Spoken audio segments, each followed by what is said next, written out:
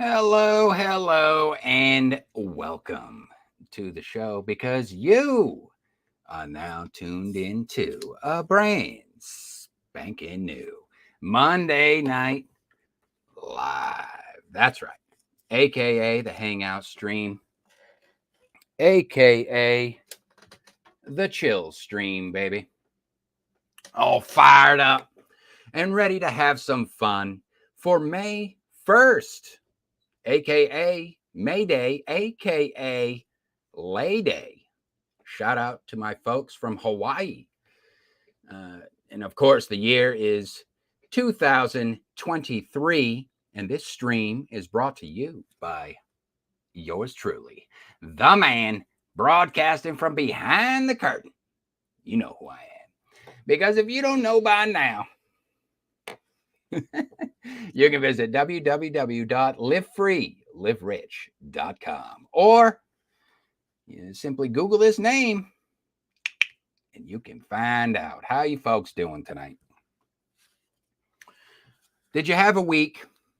Did you miss me? I'm back. Let's see what I have lined up for all you fantastic folks. I have a comic book Kickstarter crowdfunder campaign to cover tonight. That's right. And before I drop the mic, I'm going to be getting a little personal during tonight's hot topic discussion. But I also have a reader's review to highlight as part of a new segment that I introduced during last week's show.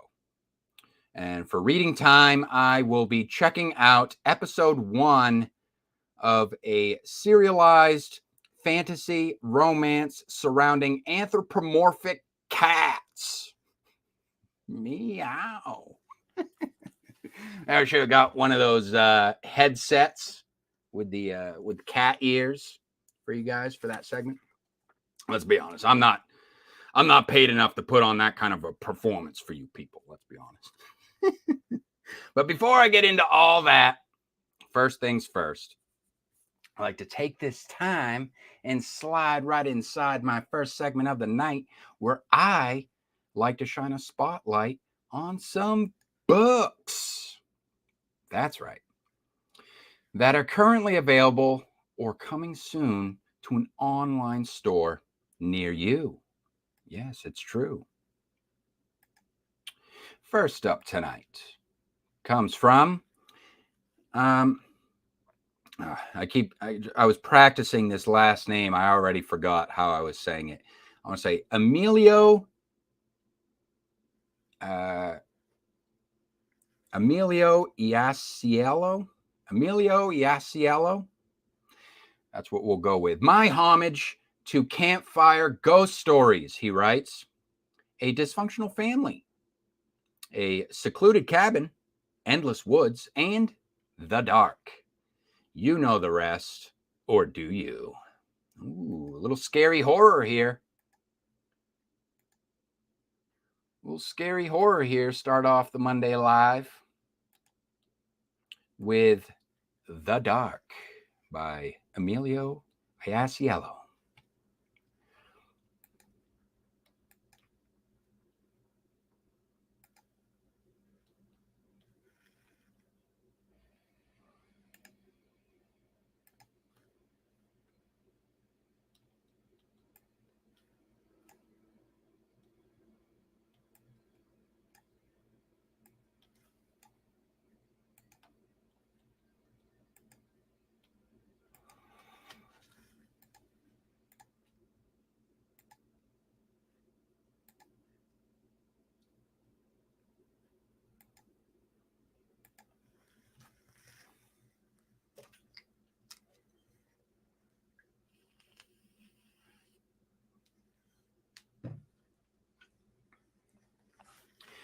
All right, there is the cover.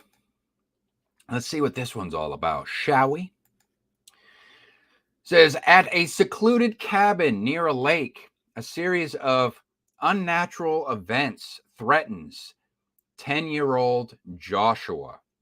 When he finds a sneaker in the woods, Joshua's visited nightly by a strange boy that tries to entice him into the forest to be his companion.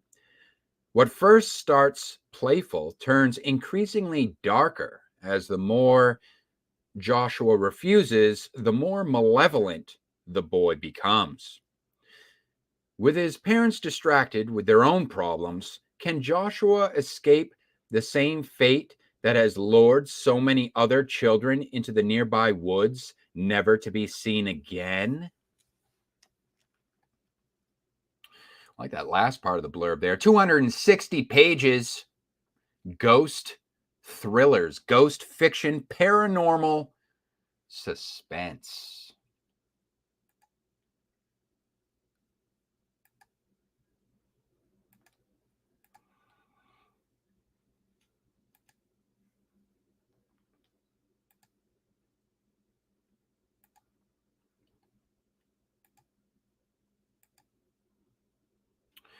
All right, next up here we have from Emmett Burgess. It says, in an alternate reality, the hero from an ancient epic poem must help a millennial get back to his own universe while trying to avoid being the main character in his own story. It says, Kindle available for pre-order, physical coming this summer.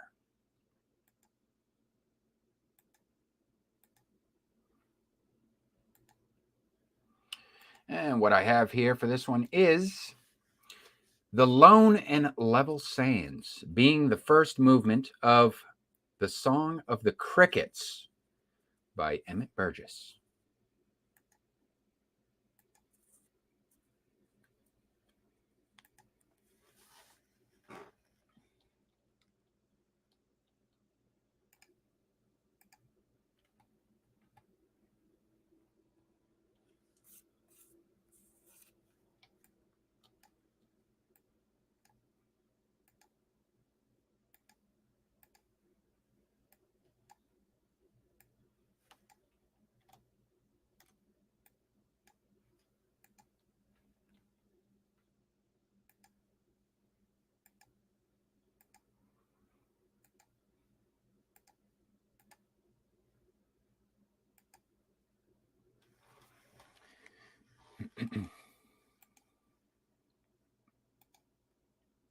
Not really sure where this one's going to go. Let's check it out.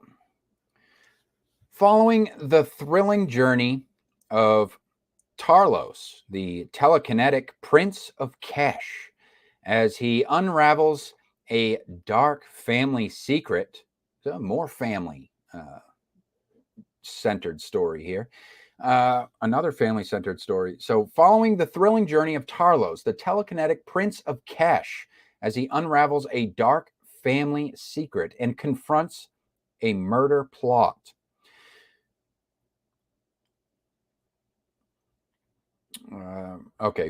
Follow the thrilling journey of Tarlos.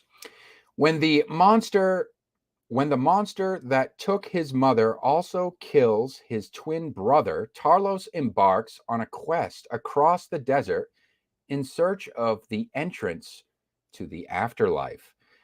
But what he discovers is a universe beyond his imagination, where he must choose between immortality as a discarded god or a life well lived that will inevitably end in death.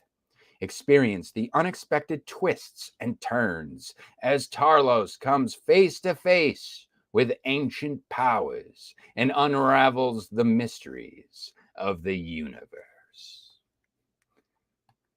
There's 256 pages of coming of age fantasy, historical fantasy.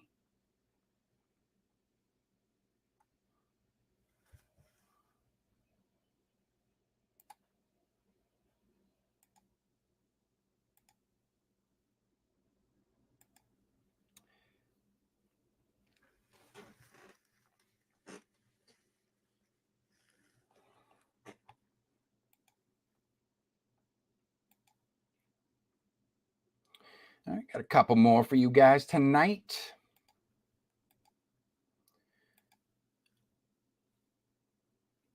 From Will Tinkham.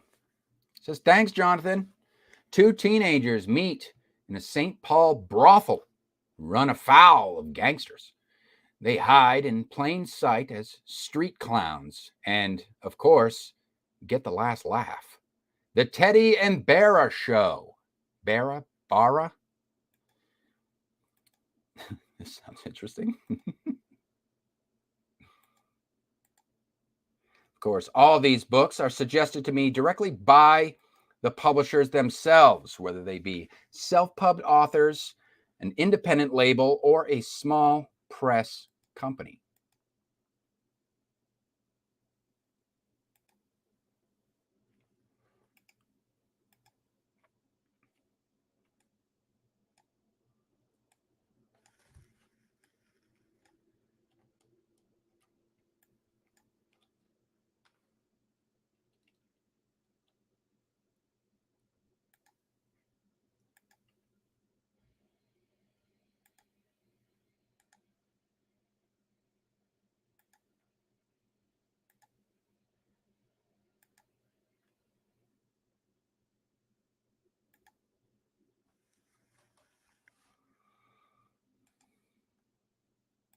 All right, let's see what we're working with here. The Teddy and Bara Show, Americana. On each's 18th birthday, Teddy and Bara meet in a St. Paul brothel. Neither of them wants to be there. Teddy's real name is listed among the dead in the Milford mine collapse of 1924. Bara's dance instructor left her pregnant at 14. Today, Teddy inherits a Model T truck.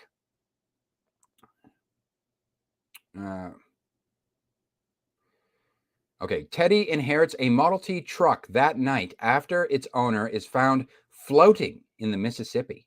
Some Minneapolis gangsters want it back. The teens flee Teddy's place in a hail of gunfire. Flee Minneapolis made up as clowns. They like the look. And they've got a secret even they don't know. They hit Chicago, make their mark, performing outside Cubs games, and get hired by the Bears. They catch the eye of Al Capone and are kidnapped to perform at his 1926 birthday bash. That's where the real trouble starts. As the Roaring Twenties meet the Great Depression, the Teddy and Bara Show takes us throughout the Midwest, ultimately returning to the Twin Cities with the feds and gangsters still after the clowns and that Model T. It's quite an interesting blurb there, I have to say. 300 pages of crime fiction, historical fiction, crime thrillers. I wonder if it's based on a true story.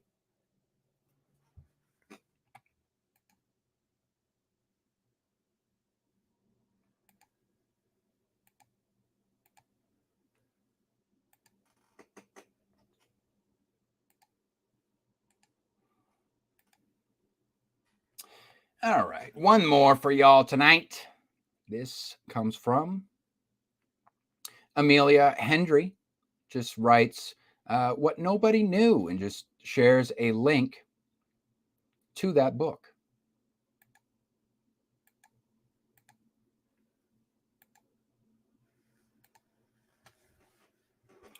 Last book tonight is What Nobody Knew by Amelia Hendrey.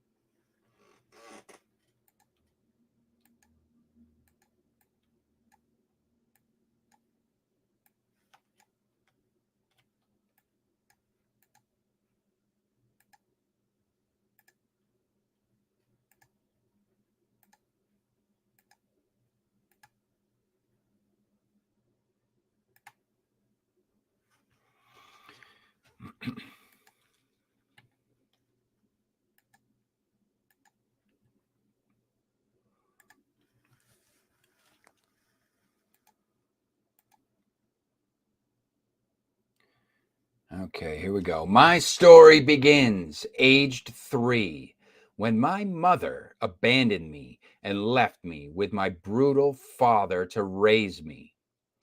Nobody knew the secrets that went on inside that house or the journey that I traveled on after leaving it until now. This is the story of my survival. What do you do when no one wants you? How many people need to destroy a child until that child wants to destroy herself? What if social services always got told a different story? What would you do if you were in my position? Uh-oh.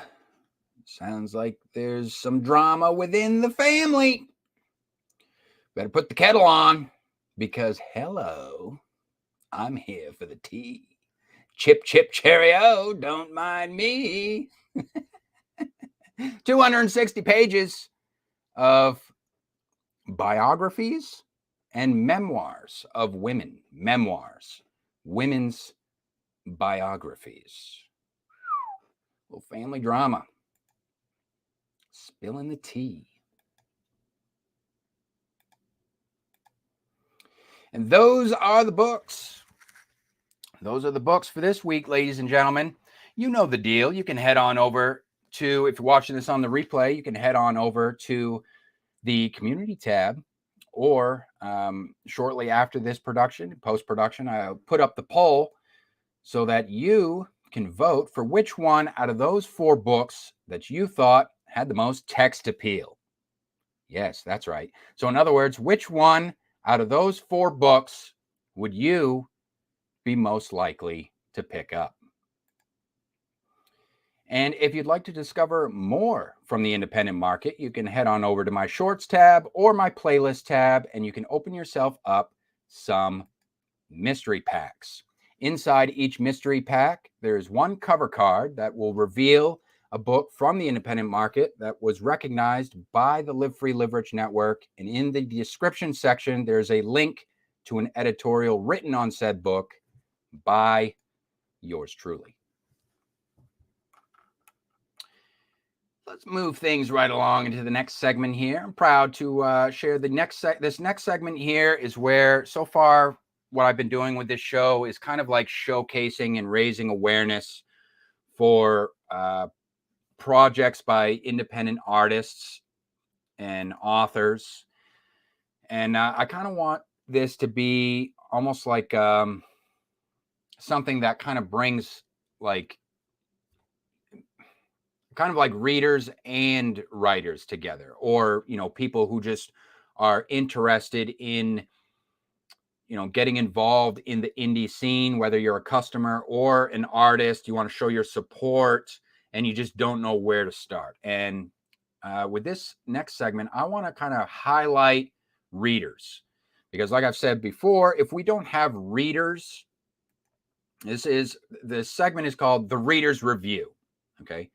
Like I've said before, if we don't have readers, people actually reading the books, not just purchasing the books, okay? That's just sales. That's just sales. That's just business, okay? That's not culture, what I've said before. If we don't have readers who are actually reading these books and talking about them, whether it be in written review, or if they're doing, say, Booktube and they're talking about them, doing like video reviews and stuff, I got a segment for that. And in this segment, I want to kind of highlight those who are doing written reviews specifically, not like on your blog, like say like an extended editorial or something like that. You can share those and I'll read those during my reading time segment. But this is more for like the short form, like your customer review type reviews that would be like on Amazon, or this could be, for instance, a good example would be a Goodreads review. So if you do like a Goodreads review, you leave a Goodreads review and you have a Goodreads account that you would like to, you know, share with people, then you can share a review with me of a book that you've read recently or that you think is a good review. And you don't have to worry about it being perceived as negative or positive. If you want to share a 1-star review, if you have a well-written 1-star review that you would like to share with me, I'll read it. I think it'd make for some good entertainment, to be honest with you. But yeah, if this is about highlighting readers, okay, that's what this is for. So there's 2 ways to get involved in this segment. Hey, Rainer Chen, how you doing? There's 2 ways to get involved in this segment. So if you're a reader, you, like I said, you can share a review with me. Direct link. This can be, you don't have to have a Goodreads account. This could just be through your social media, like tonight. I have one that comes from Instagram. Or if you are an author and you would like to share a review from a reader that you think deserves to be highlighted, then I'll do that as well. So 2 ways. Tonight, I have a 3.7 star review. That's right. A 3.7 star review of Herman P. Hunter's The Wizard's Stone from Daisy Blacklock, aka the Book Reviewer 1 on Instagram. So let's see what Daisy has to say about The Wizard's Stone.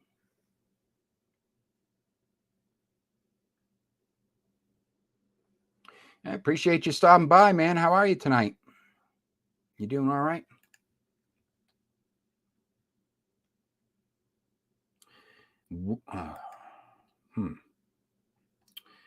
Maybe I will do this is the first time I've had an Instagram one. Maybe I'll do a screen share. We'll see how that looks.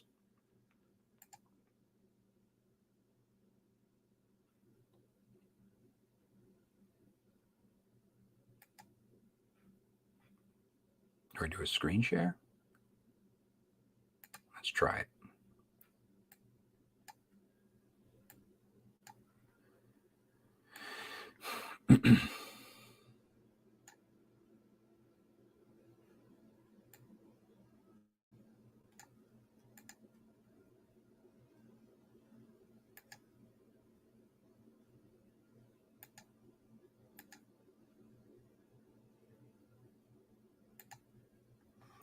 That's not bad. That's not bad. We'll rock it like that.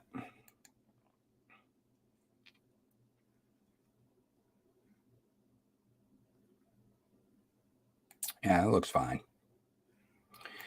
All right. Here we go.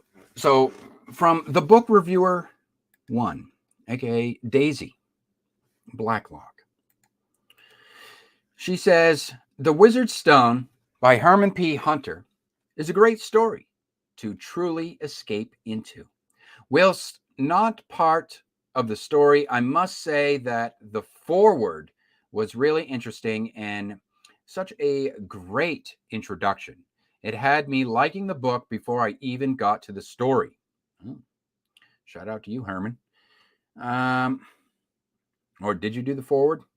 Or did someone else do the foreword? I don't think Herman told me that. Let's see. I listened to this as an audiobook, and I was compelled quite early on and got invested in the story quite quickly. I found that there was a great atmosphere to the book, and it was so great to visualize the setting. This made it the perfect escape for me.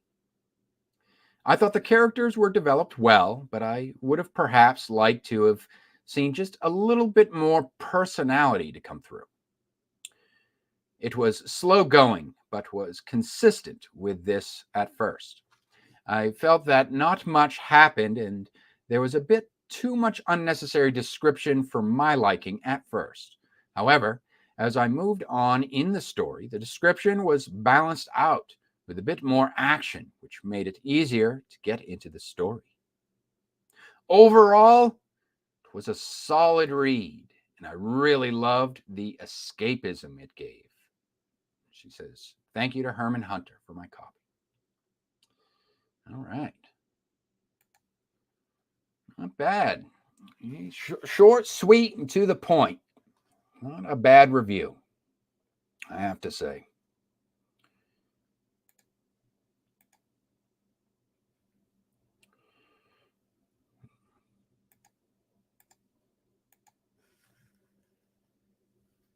Can't stay long. Not too shabby, as I say, not too shabby and not too crabby. Not too crabby.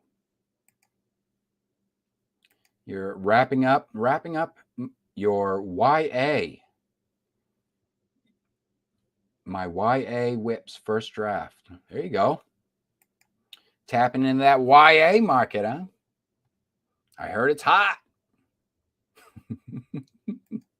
All right. Now let's get into some announcements. I don't want to leave my guest waiting too long. I do have someone here with me, a special guest with me here tonight.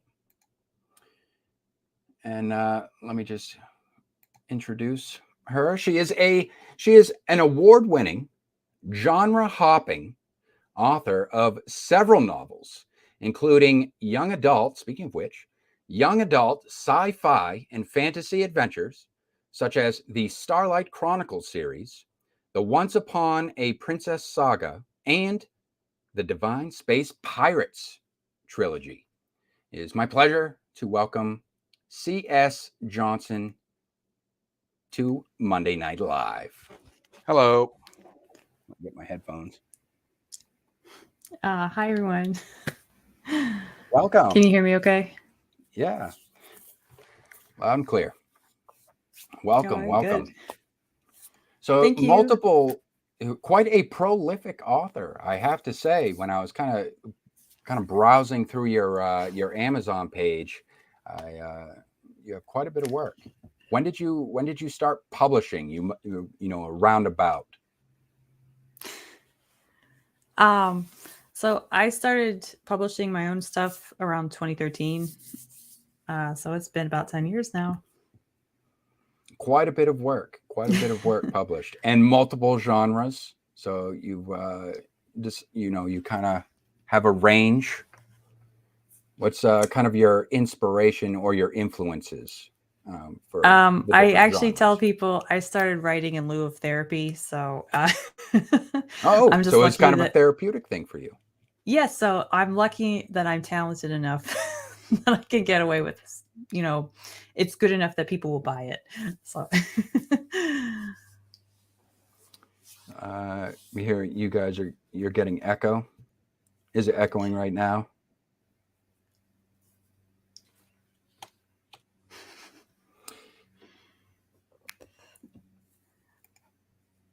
How's it sound? I'm controlling the volume on my side. All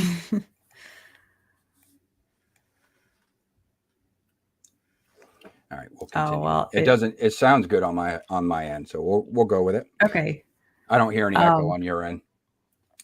Well, so yes, so tonight, so quite a bit in terms of literature, but tonight you're introducing a completely different medium. You're kind of getting your if this is your first time, we're going to be talking about introducing Discord. So Atlanta's guardian angel of music, which is now funding on Kickstarter. This is your first comic book? Yes. All right. Let me bring up some photos here. I will say, like, I really love books in general. You know, my mom talks about, like, you know, I always had a book with me, and I just like a lot of books. You know, if I had to pick a favorite genre, it'd be really hard. So I figure I am a literature guy. I am definitely a literature guy. I've been getting into. I've never really been into comic books, but as we've kind of talked a little bit about before the show, I'm learning a lot. I am becoming more intrigued by the medium itself because of the comic books corner of YouTube. And there's quite a few people that have been doing like these crowdfunding campaigns to fund their comic book projects. And what I've been learning about, like, through that process is just how much work goes into the production of a comic book. And that's what I've been finding fascinating. Could you tell me maybe just a little bit about what inspired you to want to get into comic books? Well, I really actually loved manga as a kid. So like I mean, I know they're different because just there's so many stylistic things and preferences that each genre kind of has. But I did read a few comic books as when I was a teenager, and I really like art in general. Um I I swear like every mathematical sort of skill, like it got flushed out when it came time for what am I going to like? I like painting, I like drawing, I like books, I like words, and I like music a lot. Um what prompted this was kind of silly. Um but last year like the Miles Morales Thor issue came out, and I said I'm the whitest white girl that I know, and I could write a better story about a black superhero. And so this is not the first time that I have written a goofy idea into existence because of a dare, or because it was just one of those things where it's like nobody else is going to do a good job with this, so I have to do something. So All right. So you're having fun with it. yes, I I live in Atlanta, and I don't know, like I've been writing for so long, and I just it I think we've gotten to the point in the culture where people have forgotten what it means to really be a hero. Uh, so I kind of like that this is like stunning and brave, but it's not actually stunning and brave. So Not in the, stunning and brave type of way. Yeah. Like the ironic sense. You mean yeah, like well, you want clearly defined, these are the good guys, these are the bad guys. So you're not aiming for a morally gray kind of story here. You want clearly defined, good guys versus bad guys. Now, is this a story that is for children that you would say, or more like teens?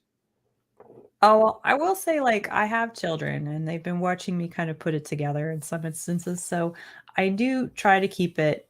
I try to keep it clean, not clean like I mean, there obviously there's blood and stuff, but my kids, I've let them watch Dr. Pimple Popper for years now, so There's it's like blood. There's blood and it's stuff. There's decapitation. Yeah, it might be a decap or two, but hey, but there's no sex. Don't worry about that. yeah, there's no that. And That was me growing up. That was like, if there was, I could watch a little bit about, I could watch rated R films when I was like young, and I could watch all the blood, guts, and gore. But as soon as there were some boobs on screen, it's one of these things. You know what I mean? Right. Right. Well, I don't think that I think a lot of stuff like I'm very much like from the Louis L'Amour school of writing too, is like if you have to use swear words to keep it interesting, it's not actually that interesting. So there's not a lot of swearing either. Okay. All right. Well, let's check out the campaign. Sure. I'll bring up the campaign. You can I will talk say, like, into when I started doing this, I went back to like the beginning of comic books. I think it's important to understand where things have been and where they have gone to. So like I've read really modern books and really old books, and I do tend to like Marvel better in terms of tone, but I like DC better in terms of like thematic issues and everything that they kind of like bring in. So I'm an interesting mix as a writer. Uh, and I think at the heart of it is just I'm a mom. I'm trying to be a peacekeeper. I think whether you're on the left or the right, you can agree human trafficking is bad, and it's not worth what it does to people. So if you're rooting for them, I don't want to meet you in person. You can still buy the book though and tell me what you think about it. So a little spoiler alert there. Well, not spoiler alert, but what the kind of what the comic book is focused on. Now, I will say that I have not actually watched this video yet. Is this the actual is this the trailer for yeah. what? It's something of a video. I will say, like, I love art, but I'm not really great at like the video side and the tech side of stuff. So I contracted out. Sort of. Yep. So I tried to right, well, I tried to put it it together. So I will say I've already had people offer to make me a better one for the issue number 2, and I'm going to take them up on it. So. Oh, okay. All right. But hey, it's cutesy mom stuff. So. All right. Let's see. It's kind of loud, so I would turn it down too. So, just a heads up.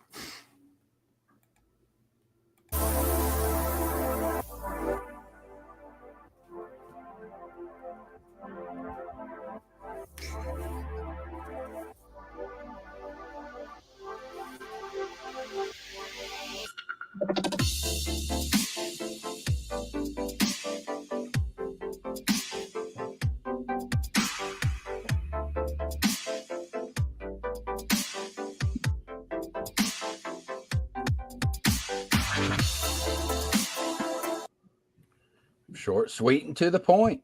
I see that you're so definitely focusing on a family theme here as well. Oh, Family well, theme is very popular. Yeah, I really get tired of the bad father trope in literature. Fathers get I think everyone's about done with it. Fathers have been getting a bad rap for years. And well, I understand it. I really say I understand it, but I also married a really great man, and I wanted somebody that would be a good dad. So I think that good fathers are owed their due too here, So is this a story about fatherhood? A little bit. Okay. So my hero, Stephen, he's I'm sorry, go ahead. So my hero is trying to track down his father's killer, who is a contractor for a human trafficker. So, and he's trying to solve basically who did it and why it's happening and how he can stop it. And at the end of the day, he wants peace and justice, and not necessarily revenge. He wants the bad stuff to stop. Needless to say, these are some pretty heavy themes. I have to say. So is it? So I guess that's what I was kind of alluding to. Is this more for, like well, I guess it's like a know your audience or know what your kids are into kind of thing. Like you're not like, are you how this is being marketed? That's why I ask. Is this more for like meant for teens or what? Or is it kind of like for kids, like how like maybe you grew up with, or like when I was a kid, like we had the whole Dare and Stranger Danger type of stories, after school special type stuff. I will say the focus is on the family story for the I will have a nice info sheet about human trafficking and stuff in the back, but I want people to connect with my character first, and just his journey of finding peace after his father's death, and like I said, trying to live up to his father's legacy of stopping the bad guys. So. All right, let's get into it. It says introducing Discord. So his name's Discord. Yes. Atlanta's guardian angel of music. So he's beating up the baddies. He's rescuing the kids from the evil human traffickers. And is this government, or is this like the dark web style human traffickers? It's we're not talking like I might have to go into spoilers for some of that. So all right, he still makes it to church, and he still finds the time to make it to church and talk to his father. So looks like you already have over a couple dozen backers already, and 23 days left to go, so plenty of time to make your goal. I'm very grateful for the support. I will say, like, I don't like asking for money. Like, if I could just give it to everybody for free, I would. A lot of my work is free. I have it up on my own. I have like some of my audiobooks up on YouTube, and I have a lot of free books that I just keep for free. And it's just, like, I really just want people to enjoy my work, at the end of the day. And so I hate asking for money, but please give me your money. Nothing wrong with valuing your work. Nothing wrong with valuing your work. That's for sure. Hey, Herman. I just read. You just missed the reader's review of the Wizard Stone. in the last segment. But yeah, so let's get into it. Definitely. So you got the support. That's cool. That's great. It must make you feel good to know that there are people, they want to help you make this, see this project all the way through. Yeah, I mean, like, the story is really cool, I think. So Discord's like superpower. So like at his father's funeral, he was given the ability to hear the song of each human soul. And as he so like there's obviously a little bit of a time jump between some of the time, like the time that his father died versus like he becomes the superhero. And he's learned how to kind of manipulate other people's souls in the process and see some of their memories and do some other things with it. It's an interesting superpower, I have to say. You're seeing so the much of music within people's souls. Yeah, so like in the Bible when it says, God said let there be light, the that's the English translation for it, but the Hebrew word actually is something closer to sings. So if you think about it, God sings creation into existence, and as we are alive, we're held up and we're kept alive by his music. And so music becomes this really really interesting conduit for memory and time and life. I dig it. I wonder what kind of music do you listen to? Right now my daughter is obsessed with the sound of music, so so I honestly Oh, I you have listen to had whatever she's listening to is basically what you're saying. I'm a bit of a pushover, so we bought the Into the Spider-Verse soundtrack for my son. And so there's that. I've been trying to get them ready for the Phantom of the Opera because I actually really love the Phantom of the Opera. And so I like a lot. I grew up near New York City, so I'm a transplant to Atlanta. But I grew up going to New York pretty consistently throughout my childhood, and I loved going to Broadway. I saw Moving Out and Mamma Mia. I saw Phantom most recently again. You like musicals? Yes. I've never been to a musical. I've been to New York, but only upstate New York. I'm from Maine. Okay. I've been to New York, but only upstate New York. So basically, it's the same thing as Maine. Really. Well, they It's have just better trees. lighthouses than Lobster in Maine, so. Yes, this is true. But yeah. Yes. So Broadway, so musicals. Okay. I like All right. that. So I do like a do lot you of incorporate any of that in the story here? Is there any kind of like paying homage to anything or anything like that? Well, Easter eggs. No. Oh, okay. Okay. No, I do like hymns a lot. So like I'm a church mouse. I go to church a lot. So I like hymns, and I like this idea, like I said, that you can feel like music is just this extra gift that we get as part of life, and I really love that. And like my children are probably the things that I keep in mind when I write a lot now, because I have this like terrible fear that I'm going to be like a terrible mom, and or I'm going to like die early or something, and they're not going to get to grow up and realize, oh, they're going to get to that point in life where it's like, oh, you're really weird, mom. And they can't appreciate it as a teenager. So I like but I have their own set of like lullabies, and we're working on trying to learn the piano right now. So I thought musical superpowers were really cool. Yeah, I think it's great. Almost plays like a metaphor in that sense as well. Because I mean, you've heard of powers where characters have like kind of like this sixth sense where they can kind of like gauge someone's vibe. You know what I mean? Like they can kind of just tell if almost like like looking into someone's soul and see what Yeah. kind of a character they are or what resides within their heart or something like that. Whereas you're just kind of a little bit more lighthearted with it, where it's just like, well, he sees the music. It's about the music. What kind of a Yes. jam, what kind of a tune are they playing here? And I like the play Yeah. on words with his name too, Discord. So it kind of makes you think like, I mean, his name's not Harmony. So what's up with that? Yeah. Is he out here causing trouble? Maybe unintentionally. I don't know. What's up with this guy? Maybe. um, yeah. The other thing too is, like I said, I lived somewhere else before, and now I live down near Atlanta here, and I've been to the city several times. It's part of like it'll be part of my my children's upbringing. So I kind of want to. We're such a notorious hub for human trafficking that I would love to have the problem taken care of, but everybody's worried about Cop City right now, so it's kind of it's kind of weird, and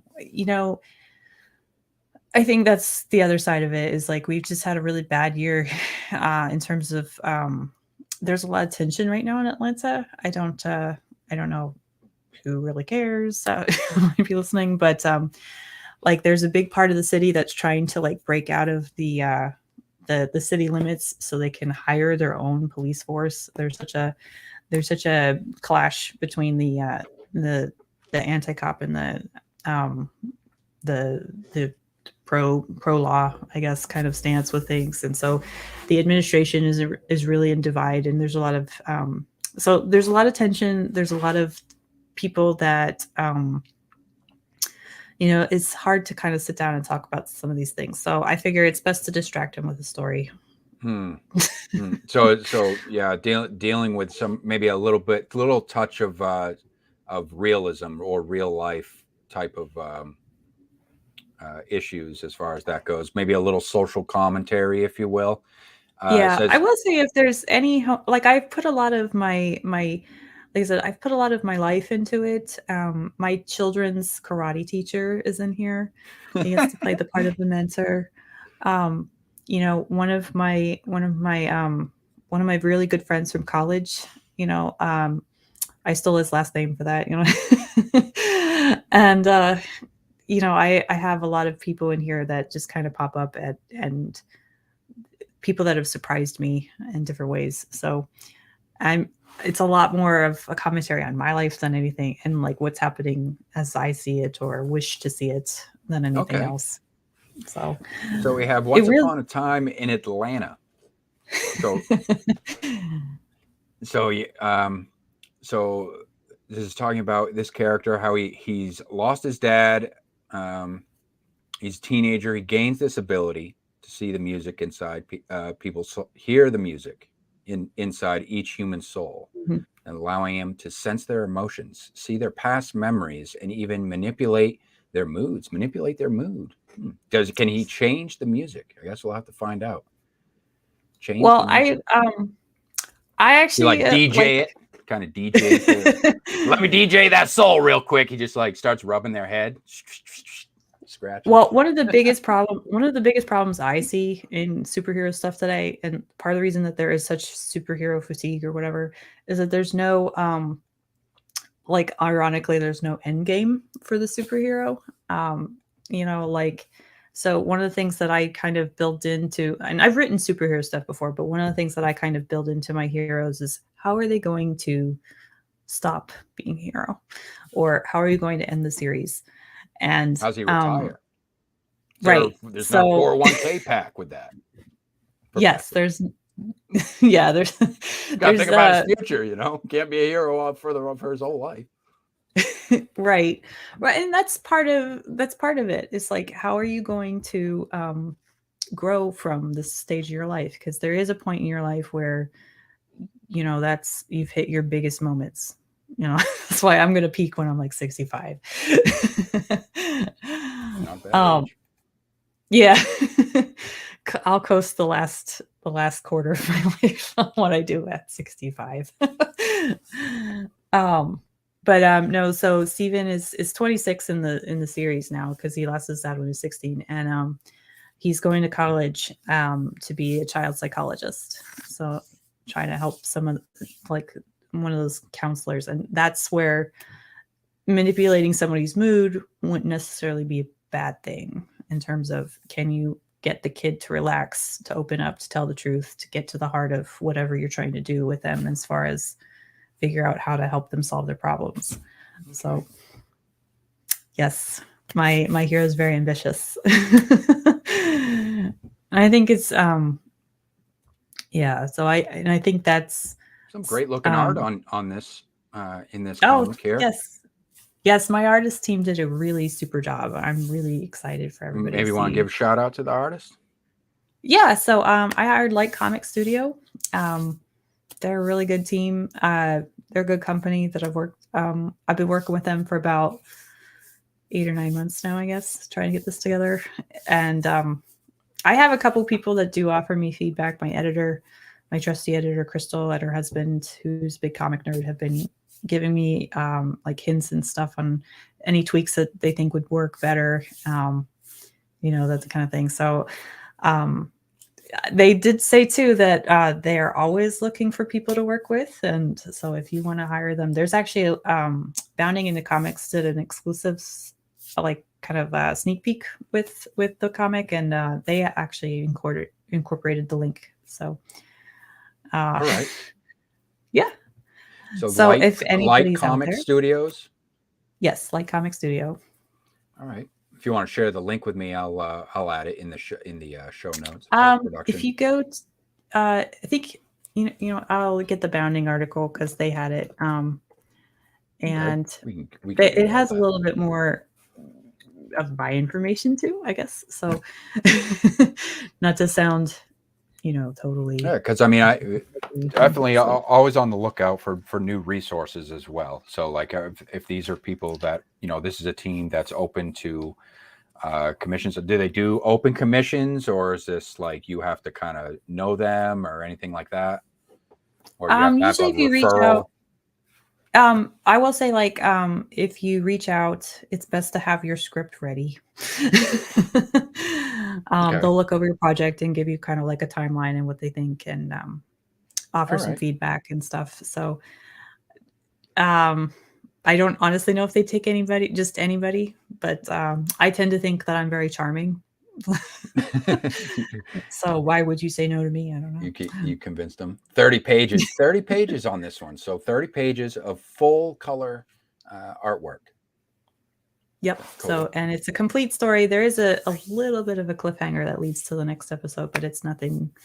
If you so you're talking about endings. Is this something that you're planning? Like, is this going to be a set limited amount of entries in this one?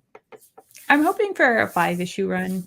I really want to talk a little bit like the other thing that I'm trying to do with it is to kind of like go around Atlanta almost and like highlight some of the things that I've just found funny or interesting about the city.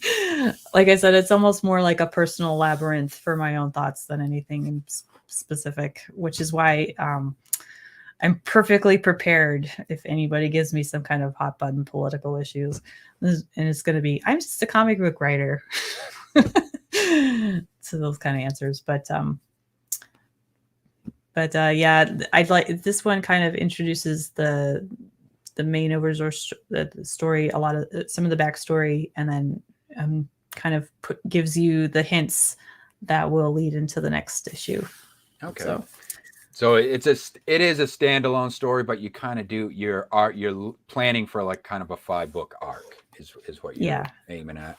Is each comic within that going to kind of be have its own little story within within the book? Yes. Okay. Yes. So like in the second one, you'll see more of his would-be girlfriend, and that, like I said, I didn't focus too much on like going to school for being a therapist counselor. There's a romantic interest. Yeah. Well, it's like I said, I can't give too many spoilers, but it is like one of those pain points. So it's hard to find somebody that you when you're going around beating up human traffickers and you're working a day job and you're going to school, it's hard to like balance all those things out. So, and still not be afraid for their safety either at the end of the day. If anybody actually does kind of find out your identity. Well, I appreciate you taking the time to come on and talk about this project with me. Before I let you go, is there any independent author or indie book that you would like to give a shout out to? I don't actually have any in my office right now, but I guess I can give me one sec. I got one on the floor. Sorry. Sure. Sort of. So one of my friends, John Delarose, he just came out with Overmind. That was his comic that he did at Sci-Fi. So I'll show I got a little trading card with the Kickstarter pack that he did. I think it's really cute. Oh, you got that. Okay. Yeah, Yeah. I've heard of that one. Yeah. Yeah. I'm It's really familiar. good. And my kids like it, and I can read it without worrying about them. So Cool. All right. Well, I thank you for coming on. C.S. Johnson, yes, thank you for everyone. having the boring mom. No, it wasn't boring at all. It was fun. And this was introducing her, Discord, Atlanta's guardian angel of music. I'll be happy to have you on another time, anytime. And good luck with your project and all future Thank you. endeavors. Thank you. Hopefully I can come on for issue number 2. So yeah. All right. Take care. All right. Have a good night, everybody.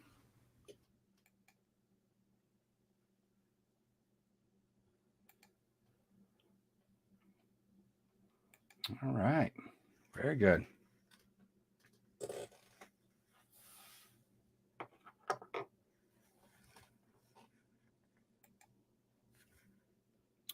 Hey, Readout. How you doing, man? That was that card, that trading card, that was Overmind. That was Overmind, comic by John Delarose. Yeah. And that was my guest. That was my guest. C.S. Johnson. All right, let's get into some housekeeping before I get into reading time. Just a little bit of housekeeping before we wrap things up.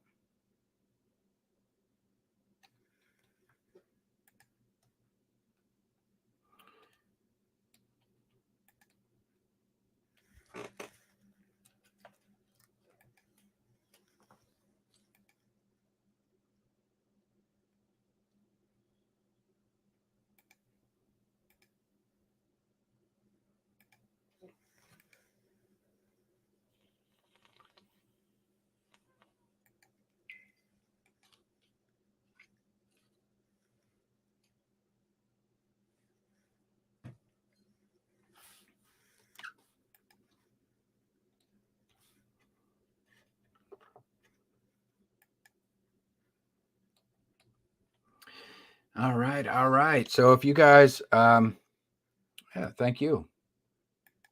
Thanks for your time. I enjoyed that.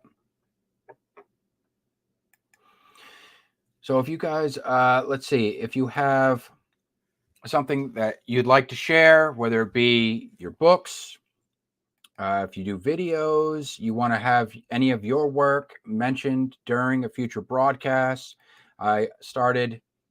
I have both the Discord and Gilded Network servers or group servers. Okay, those links are always in the description down below. I have no expectations of you. If you want to join either one of those groups, you can join either one or both if you want. And like I say, I have all these channels set up on these group servers. So you can share book links with me. You can share video links. So like if you do like readings, web series or poetry readings, or if you do like video essays, there's also a place where you can share links directly from your blog. So like some of the same, like if you post essays, editorials, short stories, poetry, or excerpts from a novel or something like that on your blog, you can share that stuff with me as well. Basically, I use these as a direct line of connection between you and I, that I can just log in on that.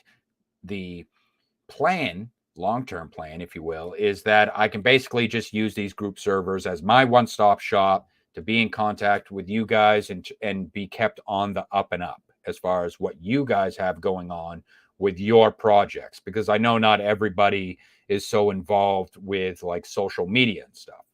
So this isn't a thing where it's like I expect you to check in daily, get involved in small talk and chit chat and all that, but you're more than welcome to. That's why it's there. uh, uh, as far as networking goes. Feel free to network with whoever you want and share whatever links. For me, it's just I want to use it as a resource so I can just log in there, and I like to set up these shows ahead of time.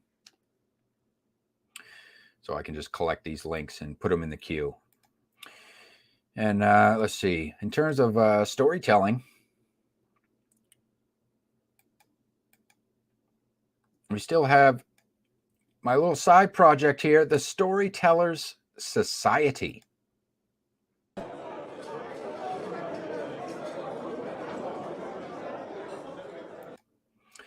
Storytellers Society is a collaborative, a public collaborative that I launched on the eve of 2022.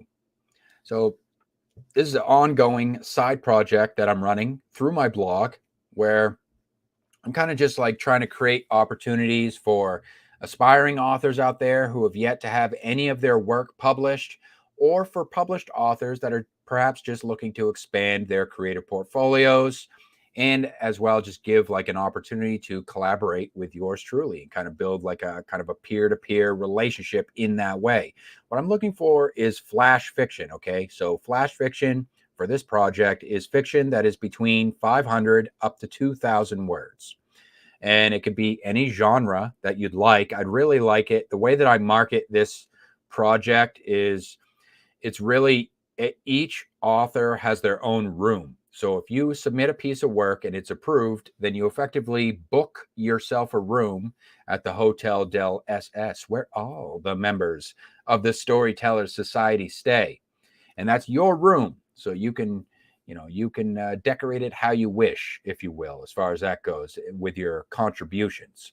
So I have a little drop-down menu on there. You can submit anything from literary fiction, sci-fi, horror, whatever, pretty much whatever you could think of. Well, all the main ones, I should say. Yeah. And this is kind of a phase one of this project. And as of right now, it's just a free for public viewing type of collaborative project.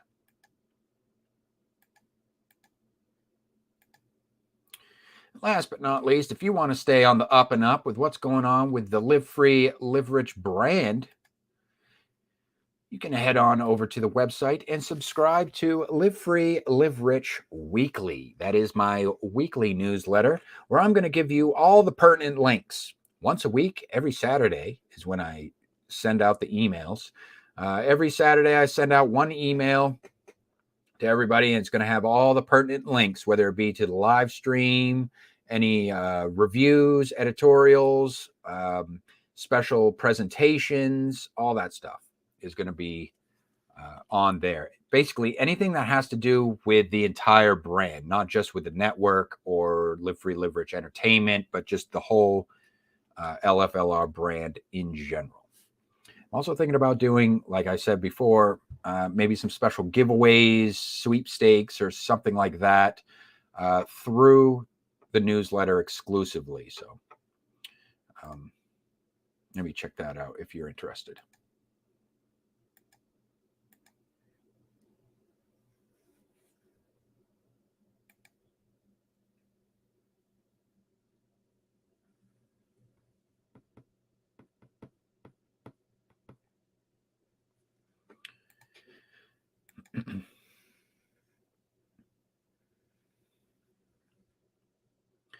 Okay, let's get into some reading time.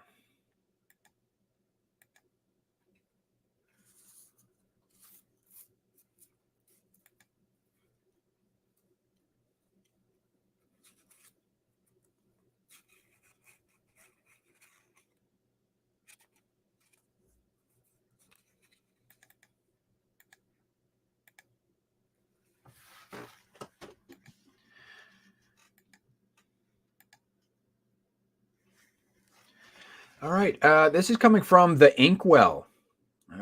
Let's see. It says, "Thank you for the lift." It says Jadara and Grenolin. Jadara and Grenolin have to get the Oracle in time to save their kingdom from a mad king. Will they make it in time or be caught?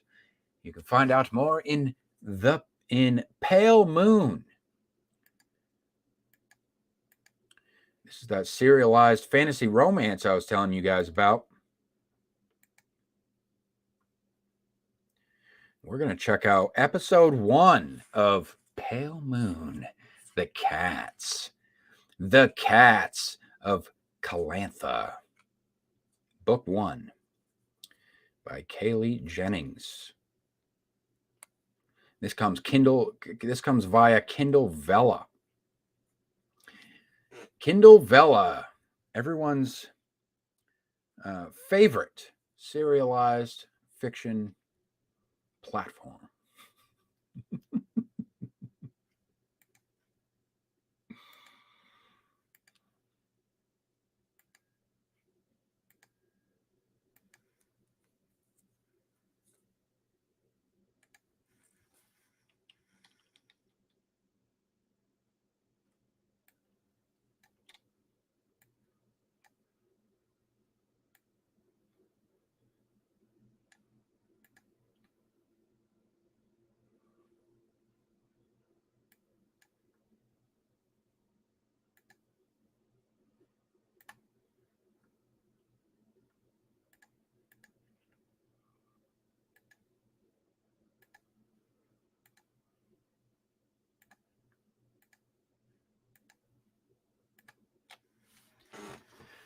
Okay.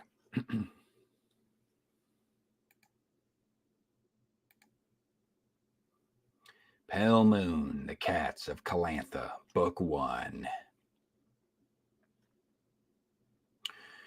There's a little blurb here. It says, Grenolin has been dreaming of a better life all his life.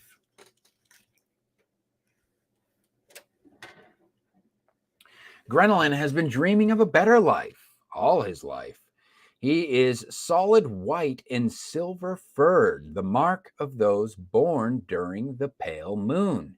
But instead of being exalted as most other pale cats are, Grenolin is thought to be unlucky and is avoided like the plague. Jadara has been dreaming of a different life, too, though she keeps dreaming of a white lion and knows there is something significant about him. Can the two of them find the reason that they've been dreaming of each other? Ooh, cat people, fantasy, adventure, romance, steamy sexual themes. Episode 1. We'll see how steamy it gets. His ears flicked forward. He eyed the caravan discerningly and lifted the tarp that covered the entire back of the cart. An entire family of leopards sat huddled in the back, holding onto each other for dear life. He sighed. Papers? He asked them, and the largest cat shook his head. He sighed again. When would felines learn they needed papers to enter Vanassa? Vanassa was the capital city of Enderroot, the largest kingdom of Indaron. It wasn't as if no one knew there was limited space in the city now that they built the walls. He looked at the large male leopard. I'm sorry, I can't let any of you in without papers. You can get visas and papers in the clerk's office outside the gates. We've not the gold, sir, the male lion said. My family is starving. There is no work in the village we came from. My pod will die. Grenolin sighed again. Why did the gods do this to him? Seemed like everywhere he turned, he was being tested by them. He pulled a pouch off his belt and tossed it to the male.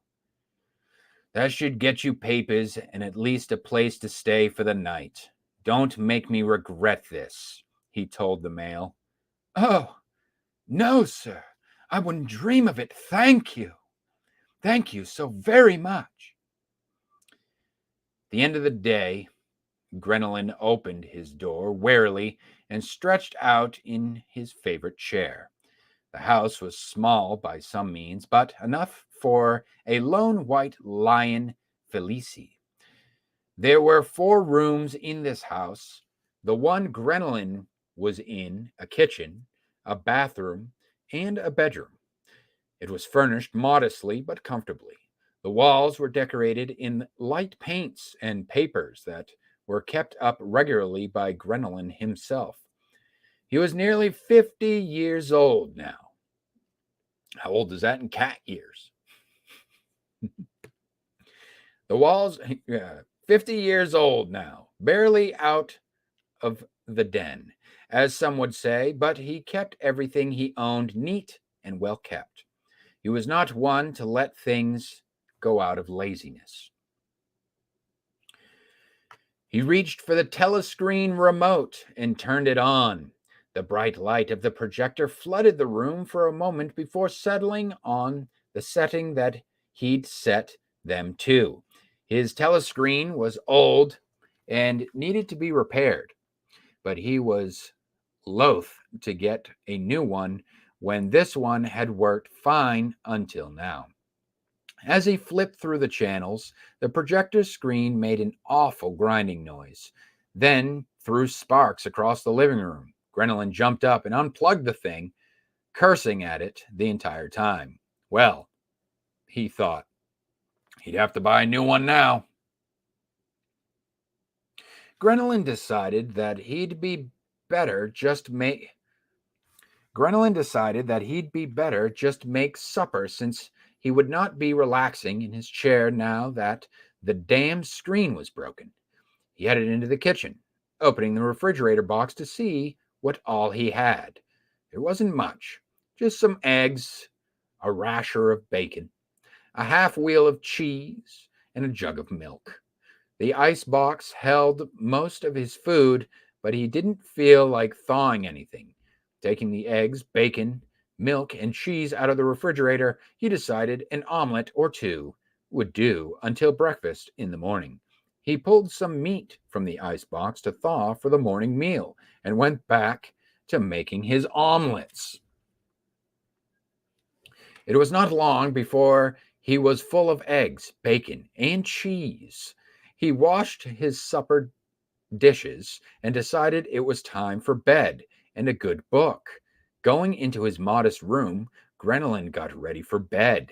Hopefully, he thought as he climbed into bed, tomorrow is a better day with less bullshit.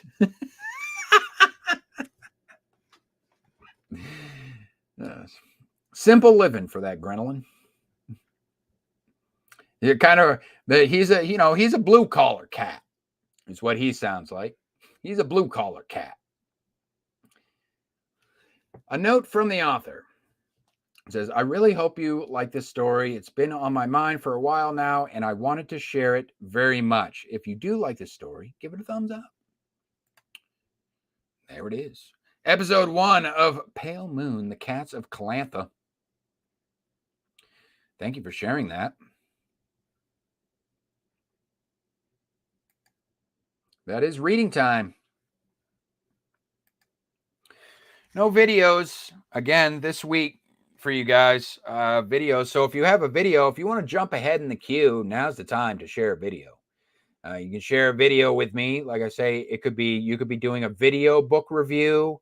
You could be doing a video essay, poetry readings, anything like that. You could be talking about your writing process. It could be a writing type video. It could be like a workshop type video, something like that. Something that you think would be pertinent to the theme of this show. And I'll check it out and decide, whether or not I can fit it in. But if you want to get your work featured on the show, sharing a video with me now would be the time for that. And you'll probably get featured next week if it's something that works. So we're going to skip featured media, and we're going to head right into the last segment. Well, second to last segment, but the last big segment for this show. And that's kind of something that has been a staple of the Monday Night Live for a while now. that is, actually, let me get it set up here.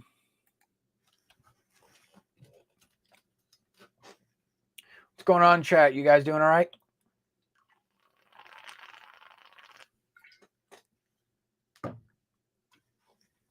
Now, for those of you who are watching this on the replay, I will say that, anything that gets talked about throughout the entire show, you can leave a comment on down below. All right.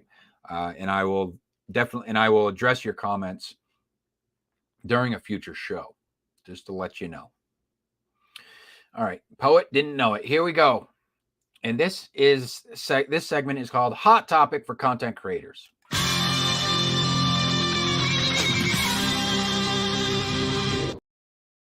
Yes, hot topic for content creators. This is where I pitch a hot topic to you guys, and then you guys turn around and create your own content on said topic. And if you tag me in your video or share the link with me, then I may feature your video during a future live stream and react to it or add commentary live on the air, or else you're always welcome to go and check out any of my previously pitched hot topic videos. And you can watch them from any order. Okay. Just know that the first part in each topic is always the initial pitch, but every video after which we're just kind of like embroidering the topic with various subjects as we come at the topic from all different types of angles. Okay. And let's see, for tonight, I'm revisiting a fairly new topic. The prompt for this one is indie author folly. So what do I mean by indie author folly? Indie author folly is where I want you guys to kind of share the public relations, the business practices or marketing strategies that you've observed within the independent scene that have made you cringe. Now, I don't want this to be turned into a gossip fest where people are naming names, dropping names, or anything like that. I want this to be an open forum for discussing ideas. So focus on the behavior itself, and let's have a discussion about ideas and kind of use this as like a learning experience for everybody involved.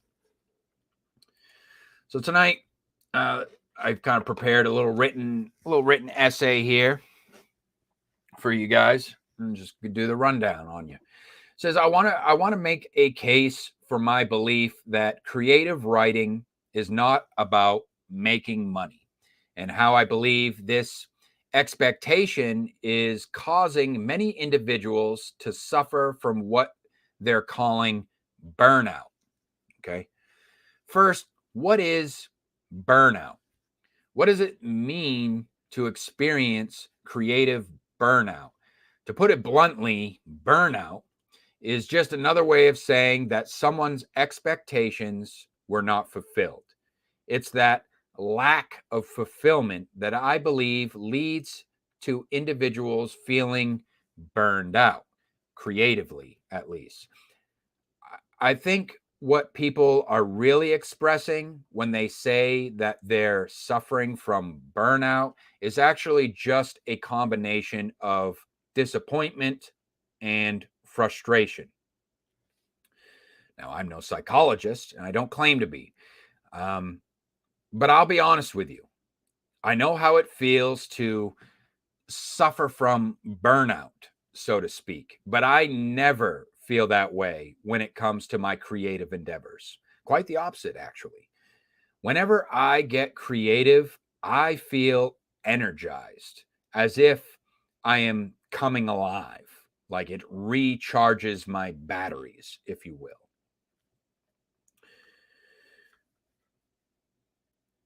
So I think the reason is because my creative projects tend to be a solo endeavor. Okay. It's a private thing when I'm getting creative. And I do my best to take heed of my intentions behind any creative undertaking.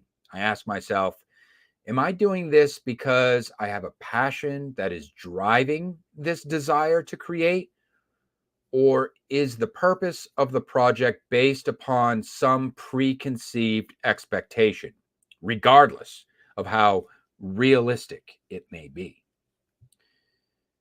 I feel like if you approach any creative endeavor with a rigid idea of what a successful outcome looks like, especially if it's based upon monetary gain, then I think you're effectively setting yourself up for failure as an artist, let alone a businessman. Here's a comment I recently left on a video in which an individual was pondering upon the question, how does one make money with poetry? Okay. That's what their video was about, or the question they were asking in the video. And they're kind of talking about the different means of publishing poetry and whatnot. But to avoid redundancy, I will say this comment basically applies to creative writing in general, as I understand it. I said, quote, unnecessary stress. Creative writing is not about making money, IMO. There are much easier ways of making money. I'm not saying people shouldn't be paid for producing art. But a lot can go awry when individuals try turning their creative endeavors into business ventures, whether it's compromising their emotional well-being and or the artistic integrity of their work. An artist can value their works, but when it comes to capitalizing upon or profiteering from art, I'd say step one is don't hold your breath. Step two is go study finance. You'll be better off in the long run.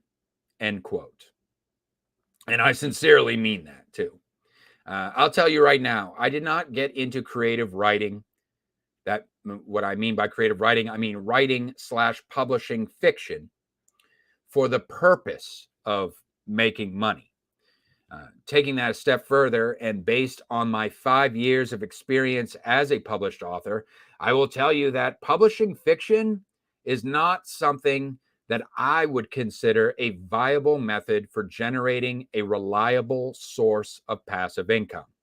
So if that's your intention going into this, so for you aspiring authors out there, if that's your intention going into this, then maybe take some time to consider where you're at in life. And I don't mean that in a disrespectful manner. I mean it for good reason. Because the only thing you may be creating for yourself, if that's your intention, is unnecessary stress. So I don't want to leave this on a low note. What I want to say here, what I want to kind of discuss ideas and like use this as like a learning experience. So here's what I bring to the table. So how can artists, and that's artists with a capital A. Okay. I'm talking about individuals who possess a genuine passion. So, how can they prevent this feeling of burnout and protect the feeling of enthusiasm they have for creative endeavors?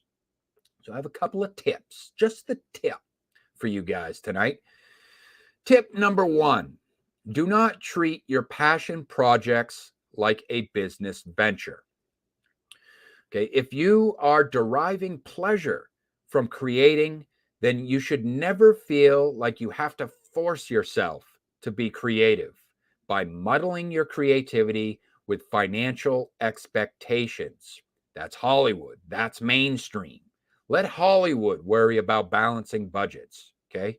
As an independent artist, you have all the time in the world until you set a deadline. Okay. But the idea is that your creativity is based upon inspiration and not a feeling of obligation. Which brings me to my next tip. Speaking of writing, tip number 2, do not write checks your ass cannot cash. All right. When inspiration comes, some people have a habit of getting wrapped up in their own excitement. And the first thing they tend to do whenever they have exciting news is way too much talking. Then, when the time comes to actually put in the work or deliver upon a promise, they realize their inspiration for said project was short-lived. So the individual now finds themselves in a situation where they feel as though they must defend their shortcomings with excuses in an attempt to save face and salvage their reputation, which makes me cringe just thinking about it. So my suggestion is to make a habit of zipping your lip before making any grandiose promises, okay? And just focus your energy on delivering a finished product as you enjoy the creative process. That's my take on creative writing and making money from creative writing and the creative process. So if you guys tell me what you think. What do you think about creative writing and profiting from creative writing, or getting into creative writing with the idea that it's going to become a passive income? I'd like to hear what you guys have to say. Do you have any tips that you'd like to share with dealing with this thing that people are calling burnout? Okay, what is it? Is it the pressures to the pressure to produce? We definitely live in an age where it's just fast-paced content. It's a steady stream of content each and every single day. But I feel like maybe perspective plays a role in this too. Learning to kind of seeing it as there's content and then there's art. Okay. And I try not to conflate the two. So content is one thing. It's just because something is content, like I've said before, just because something is called content doesn't mean that it doesn't have any value or that it can't have any substance, but it's just not the same thing as art. I feel like art is, it's a personal thing. It can be a collaborative thing, sure. But I feel like when you're talking about art and the creative process itself, it's for me, it's something that is enjoyable. And I never want it to feel like it's something that is work. You can make deals, and that's something different. That's a business transaction. Now, if you're an artist and you're being commissioned, that's not what I'm talking about here. That's not what I'm talking about. A commission is a deal. A commission is business. Okay. You're being hired as an employee to create a piece of work for somebody else.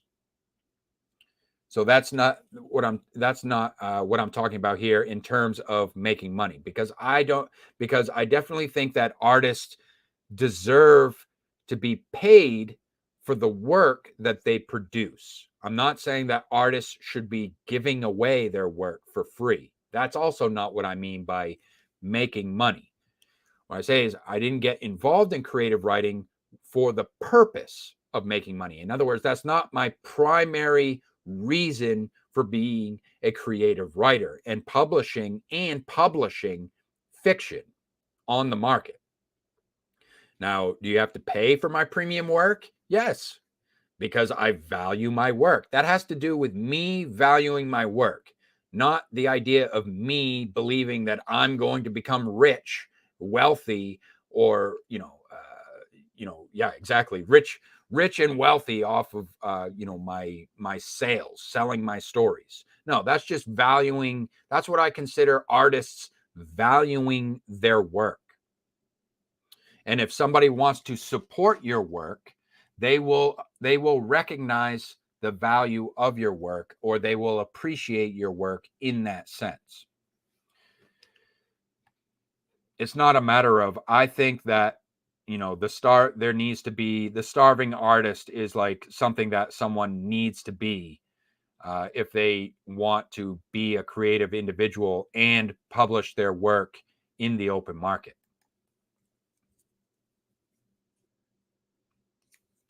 So we have Redoubt Productions here chiming in on the conversation. It says, so far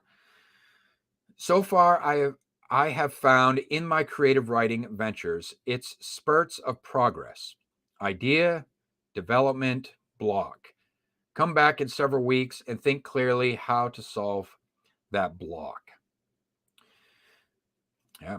I mean, do you ever feel, have you ever say you ever feel burned out though? It's interesting to me because I feel like once you start using this type of language, it kind of starts affecting you psychologically, I believe. Once you start slapping these labels and using these type of terms and whatnot to describe how you're feeling, instead of trying to figure out the root cause of why you would be feeling such a way. And I do think that what it comes down to is intent. What was your intent from the get-go? And I think that it stems for a lot of people when they're saying they're burnt out. I think really what they're saying is, I've been doing a lot. I feel like I've been working really hard and I'm not getting the results I want. And I am feeling disappointed and I am feeling frustrated. And I think that that's really what that means when people are expressing that they're suffering from burnout. And at that point, I say, well, why the unnecessary stress? Why are you putting that unnecessary stress on yourself in the first place? No one's putting a gun to your head and saying you have to produce. You are forced to produce, and you have to have it done by this date, by this time. It needs to be on the desk, finished manuscript, done. Maybe there's more to the story. Maybe competition, this idea of competition might play a role in things. Perception, perhaps. Redoubt goes on. He says, stopping and going allows you to return to a project from a different perspective. All my story ideas have greatly changed from how they originally started. Okay. So are you pantsing it? Are you kind of just like going in free flow, kind of free form, just off the top of the dome style, just pantsing it? Or are you doing any kind of plotting at all? I'm just curious. But yeah, putting down, having sessions, whatever your creative process is, like I would have sessions. And a lot of my stuff is based on mood too. Am I in the mood? That matters. Because if I'm not in the mood, then I'm not going to be thinking clearly. I'm not going to be able to focus.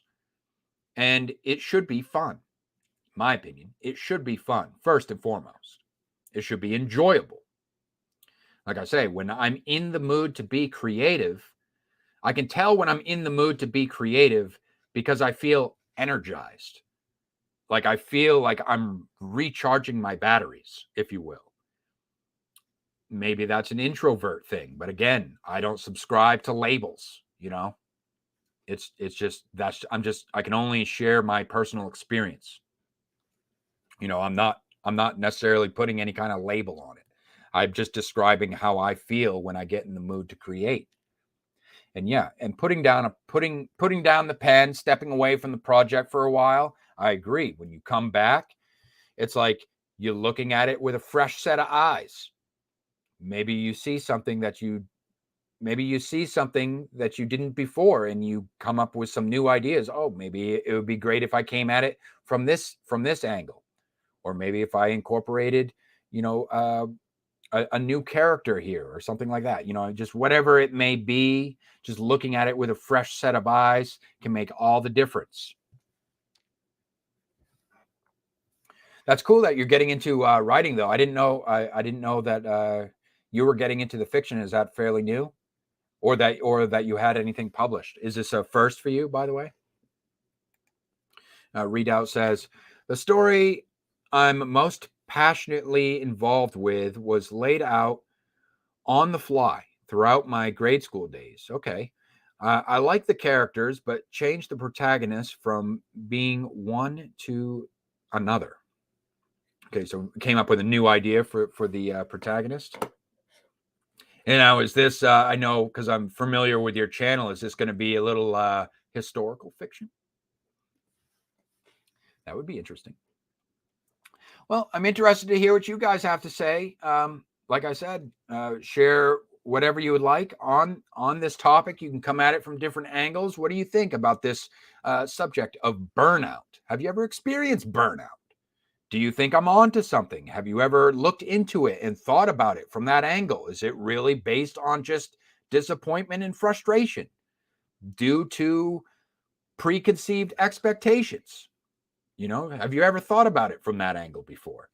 Let me know. You know, I'm not going to, psychoanalyze you or anything like that. I'm just curious to, I'm just curious to hear what people have to say. So go ahead, drop me some comments, and I will address them live on the air during a future broadcast.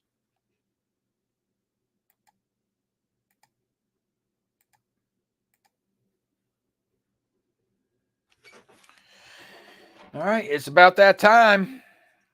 I'm going to wrap things up here tonight, but before I do, we have to put on some theme music.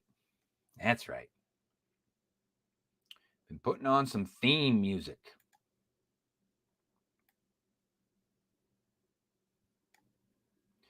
So what's the theme we're going to go with tonight? How about a little upbeat hipster cafe? How's that sound? Huh? You guys like Starbucks? You like your pumpkin spice lattes? How about a little, this is you listening to some hipster cafe music.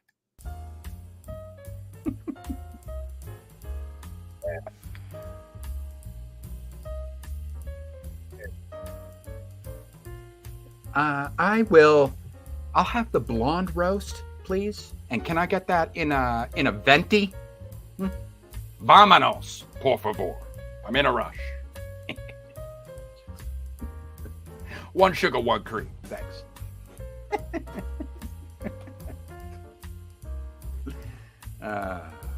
Yes. Really sets the mood, I have to say.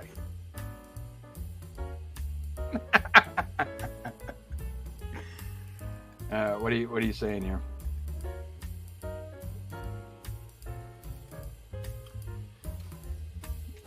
You always stay busy though. That's great. As long as you're having fun with it, man. That's a good problem to have. If you want to, you could shelf one project. You want to marinate on it for a while. You could shelf that one project, and then you're not left without anything creative to do. You can go on and do some more work on one of your other projects.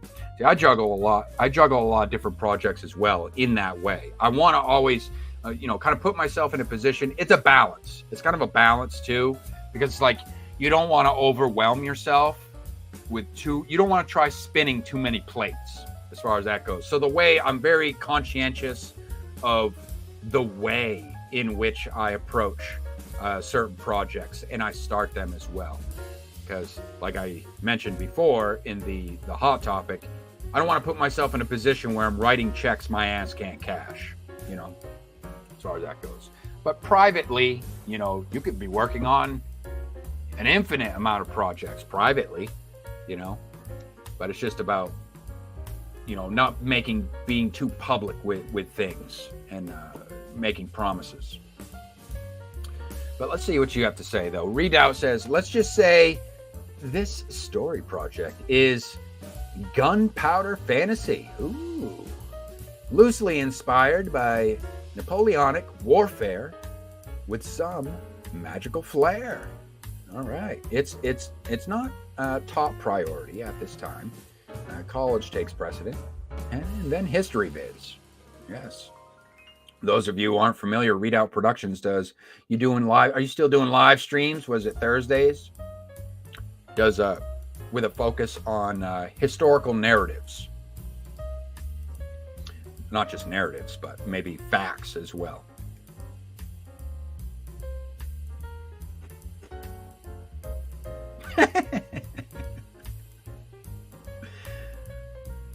Yeah, at Starbucks. Have you ever worked at Starbucks? Were you a barista? What do they pay a barista nowadays to pour black coffee? $15 an hour? Livable wage? Are they unionized yet?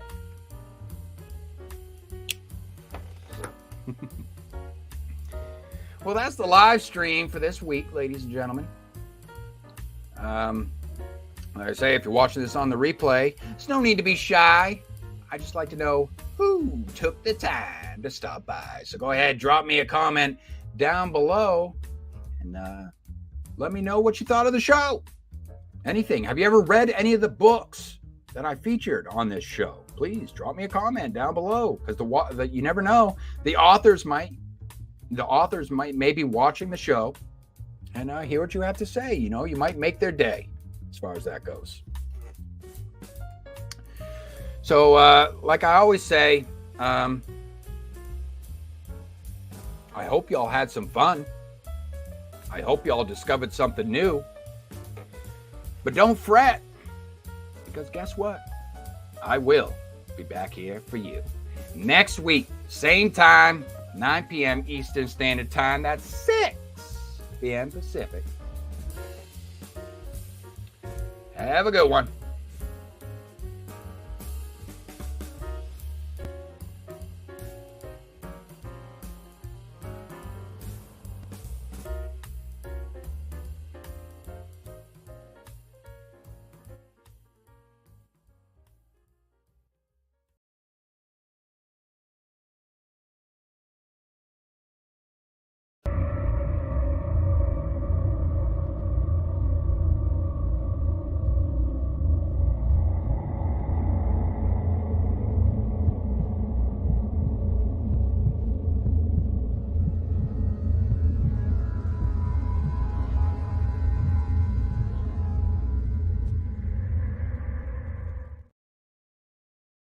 This offended my sensibilities.